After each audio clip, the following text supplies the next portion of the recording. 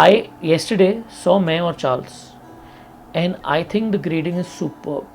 It's really outstanding the way they've really worked on the DI and the colors and everything, and it really works a lot. Yeah?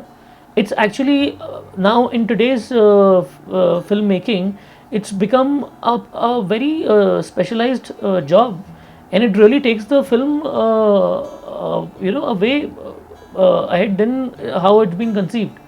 Like for instance, as an editor, my job is to take it forward.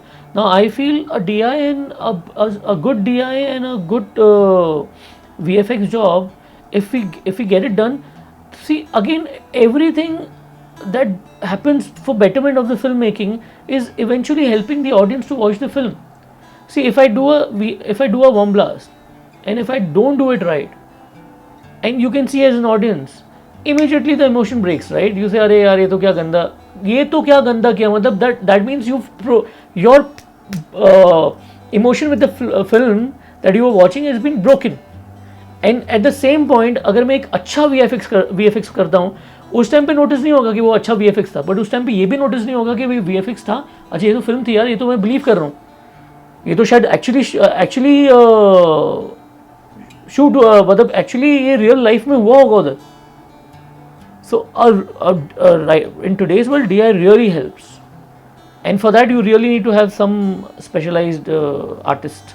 See, the film that I'm working on, Rocky Handsome, the way my cameraman has shot the film, it is that he's going to treat so much in the post, but the thing is that he already knows that. So the way everybody's been dressed, or the lighting has been done, the frame has been lit, it's all done according to what's going to happen in the DI. So in today's world, the cameraman already knows what he can achieve in the post, and so that he plans his shoot accordingly.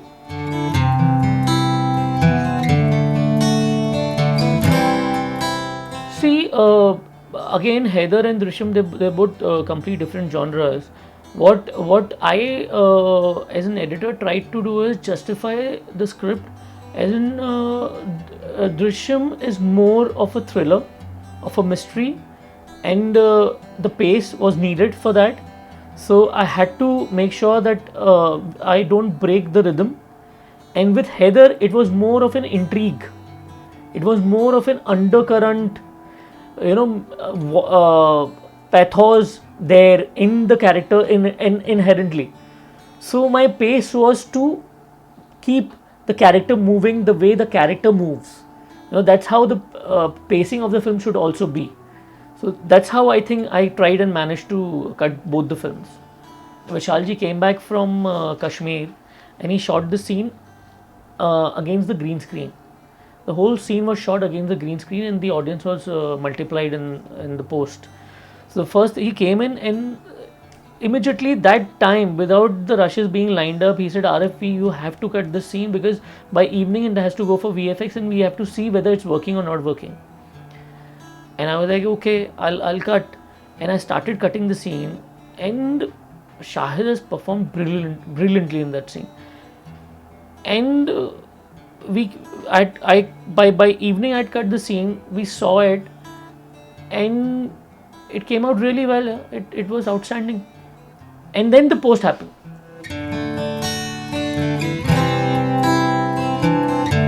In Namarudam, I was working on some other films, and I got a call from RS, Ramesh Sippy Production. I got a call, and the film was already edited.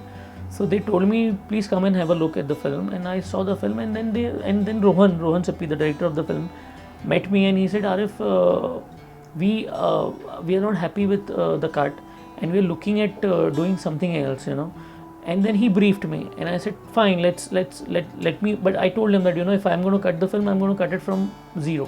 I'm going to start fresh and take it forward. So he said, "Fine, no problems. Let's start and work on it."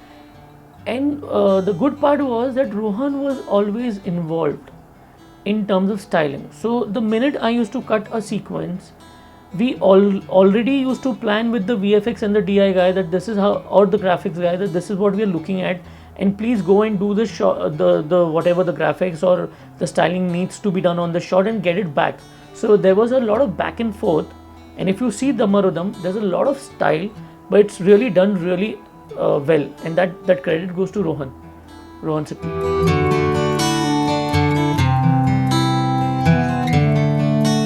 Lot has happened, a lot of changes and shifting of scenes from here to there, and from the first scene of the film to it becoming the interval sequence, and from the interval sequence to the first scene of the film. A lot has happened in D-Day. That's what I said. I took like 6 months to edit only the beginning, and then later to cut the whole film. It took me a year and 2-3 months, because there was a lot of the film was written in such a manner. The screenplay was written in such a manner that it was completely non-linear. So we had to do a lot of trial and error and figure out which is the best one, and that's what like we tried a lot, and we locked on one, and we went ahead with that.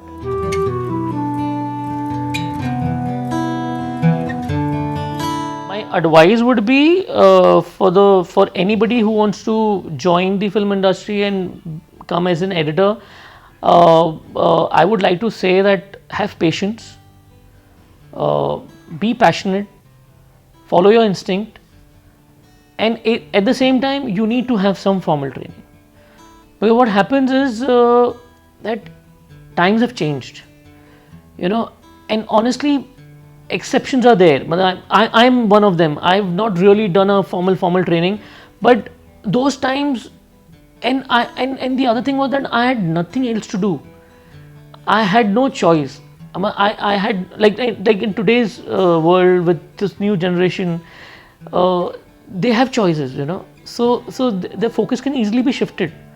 So it's better if you do a formal training, you understand what it is, what you're getting into. Whether you want to do this or you don't want to do this, or you want to take this forward, don't waste your precious 2 years, sit behind me or anybody else, and then later realize that, oh yaar, this was not I wanted to do. So it's better you understand what you're getting into, get into a formal training, understand what filmmaking is, and then come. See, in today's world, digital format has also become a big thing, platform. Now, and like with mobiles and laptops and tablets and everything. It's become it's a good thing. So my advice would be that take your time, get it right, get your edit. Once you become a part of editing, then do it properly, understand the process, and then eventually you should get into filmmaking and do your film. See, that's I feel in fact today even I feel sometimes I should just take the camera and go out and just shoot something, come back and try and make something out of it. I think that really helps. That really helps you to understand what lots of times you just talk. So when you do anything practically is when you understand that whether like how I said, when you take a stand, you only get to know afterwards whether it was for the right thing or the wrong thing. So you should, if I feel the approach should be that you just go out and have fun and come back and see whether it worked for you or not, and then if it works, superb. It doesn't work, go out again and shoot again. I learned this craft on the edit table. All the mistakes I made helped me sharpen my skills. So go out there, make mistakes, and make your films.